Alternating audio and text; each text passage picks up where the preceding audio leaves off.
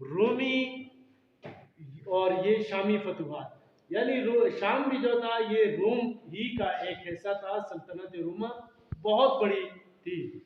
دیکھیں جی، ہم نے ایران سائڈ یا فارس سائڈ کی جو فتوحات تھیں حضرت ابوبکر صدیق رضی اللہ تعالیٰ عنہ کے، وہ پڑھی تھی، جنگ سلاسل پڑھی تھی، اجندین، اور اس کے علاوہ جنگ فرات۔ تو اب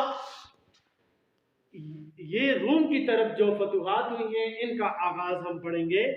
یہ دیکھیں گی سلطنت روم جو تھی، ابتدائی سے روم کی طرف سے ریاست مدینہ کو خطرہ ہوتا تھا، اس وجہ سے جنگ موتا اور تبوک کی طرف لشکر کشی نبی کریم صلی اللہ علیہ وسلم نے کی تھی۔ اب ایرانی سرحد کے ساتھ ساتھ رومی سرحد پر بھی جنگیں شروع ہو گئی حضرت ابوبکر صدیق کے دور میں ہی۔ حضرت ابوبکر صدیق کو جب اطلاع ملی تو آپ نے خالد بن ولید کو ایرانی سرحد سے شام کی طرف فوج کے ساتھ بھیجا۔ تو پھر کیا ہوا؟ رومیوں کی ایک بڑی فوج سے حضرت خالد بن ولید جیسے ہی یہ پہنچتے ہیں تو حضرت خالد بن ولید کے سامنے بہت بڑی رومی فوج کھڑی تھی، اور حضرت خالد بن ولید رضی اللہ تعالیٰ عنہ نے اپنی فوج کے ساتھ ان پہ حملہ کر دیا، اور وہ حملہ کیا، رومی فوجی بہت زیادہ تھے، تو اس طرح مسلمانوں کو بہت شدید نقصان پہنچا۔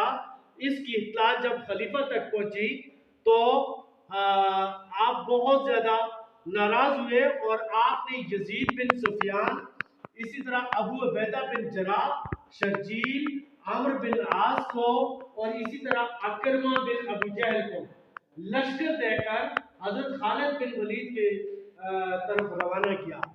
اب اس میں سب سے پہلے حضرت ابوبکر صدیق کے دور میں یہی ایک جنگ ہوئی ہے جس شام کی بارڈر کی طرف، جس کو جنگ اجنادین کہتے ہیں۔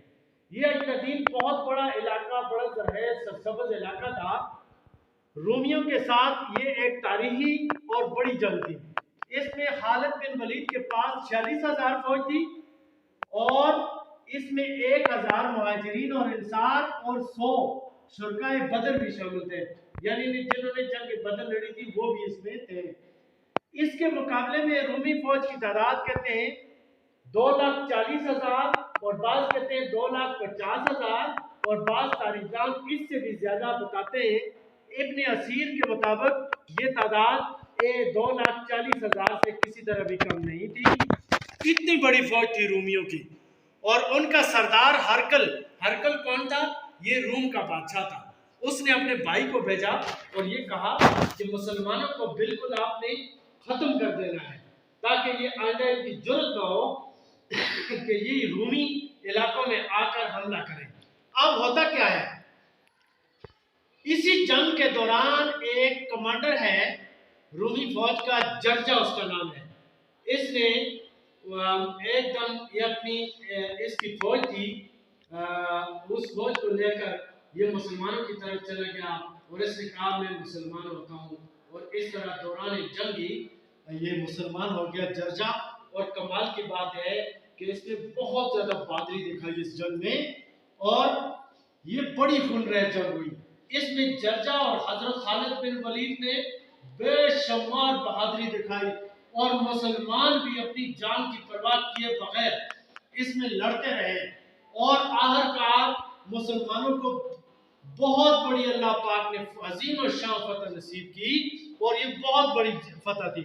اس جنگ میں حضرت اکرمہ اور ان کے بیٹے اور 3,000 مسلمان شہید ہوئے، اور کہتے ہیں کہ یہ جنگ جو تھی، یہ جب حضرت ابوبکر صدیق رضی اللہ تعالیٰ عنہ کو اطلاع ملی تو ان کا آخری وقت آ چکا تھا، اور انہوں نے جیسے ہی اس جنگ کی خبر سنی تو اس نے اللہ کا شکر ادا کیا، اور اس کے تھوڑی دیر بعد کہتے ہیں حضرت ابوبکر صدیق کا وصال ہو گیا۔